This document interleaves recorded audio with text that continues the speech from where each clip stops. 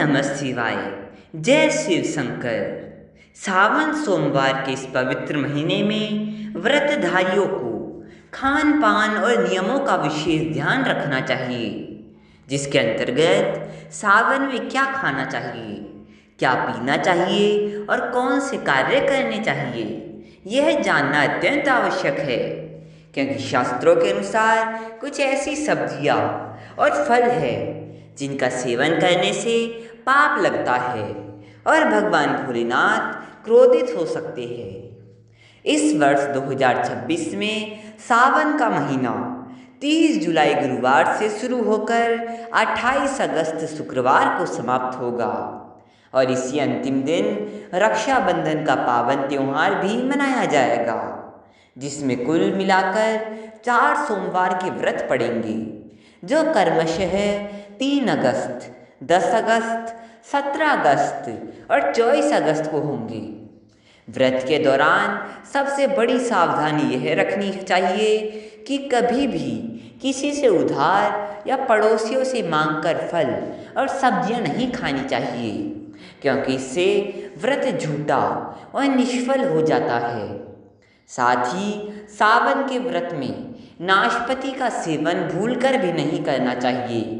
क्योंकि इसके नाम में ही नाश छुपा हुआ है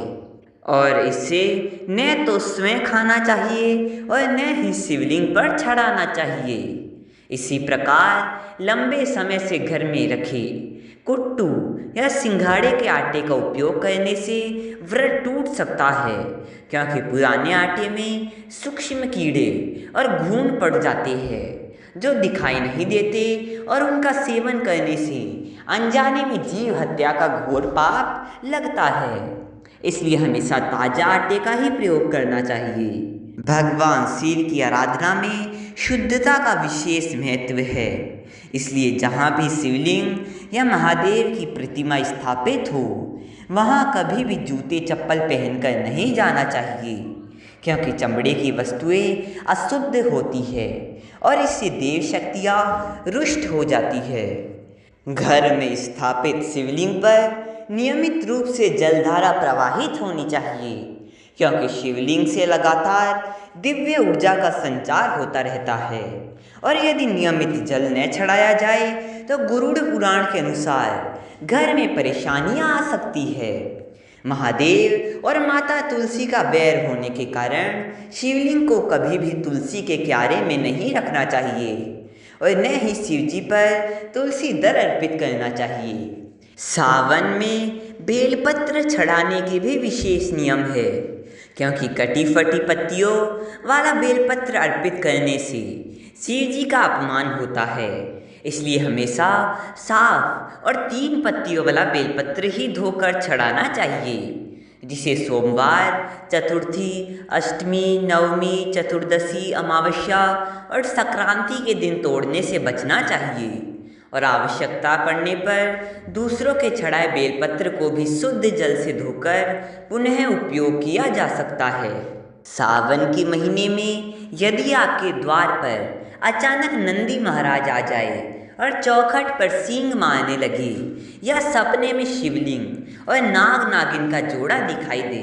अथवा घर की छत पर नीलकंठ पक्षी आकर बैठ जाए और सावन के सोमवार को डमरू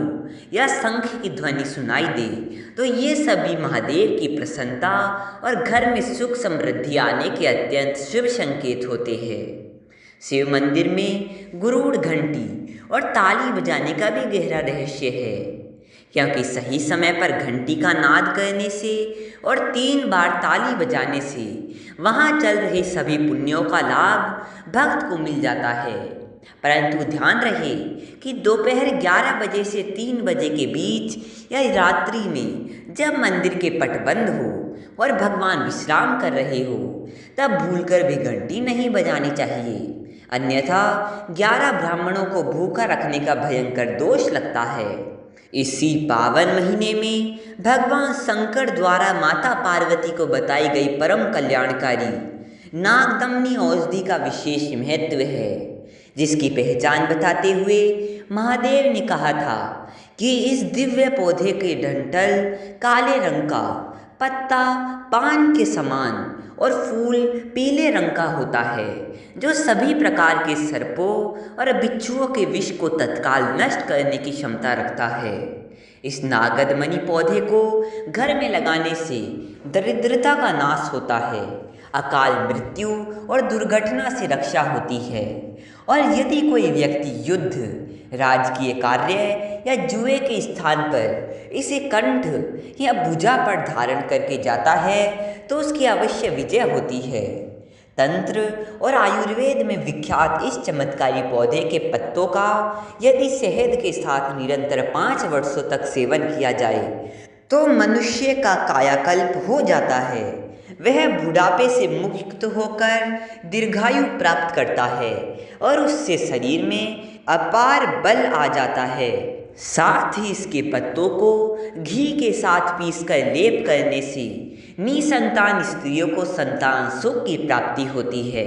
इसलिए कलयुग के मनुष्यों को अपने कल्याण और घरेलू सुरक्षा के लिए इस दिव्य पौधे की जानकारी को हमेशा सहेज कर रखना चाहिए और महादेव का जयकारा लगाते हुए अपने जीवन को सफल बनाना चाहिए।